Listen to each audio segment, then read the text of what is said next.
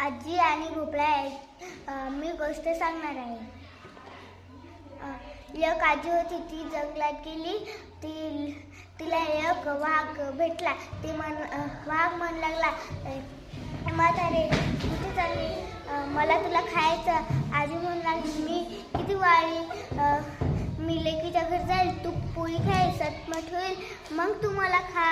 मग आजी पुढे निघाली. मग तिला भेटला कोल्हा म्हणू लागला की, ए म्हातारे तू कुठे चालली? मला तुला खायचं. म्हातारी म्हणू लागली की, मी लेकीच्या घरी जाते, तू पोळी खाते, मग तू मला खा.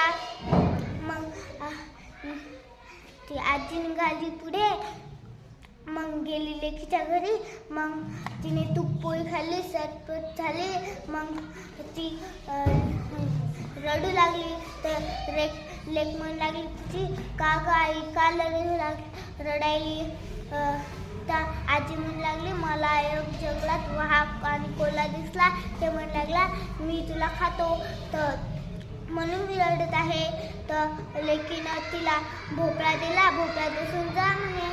ती गेली. तिला भेटला कोल्हा म्हणू लागला की, ए भोपळा तू कुठे झाला? एक तुला आजी दिसली का? ते म्हणे, नाही, चाल रे भोपळा, टुनुक. ते आजी गेली पुढे.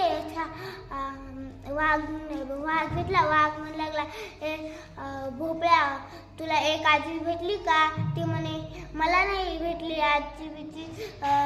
चाल रे भोपळा, टुनुक. तर ती घरी पोहोचली आणि तिने त्या भोपळ्याचे आभार मानले.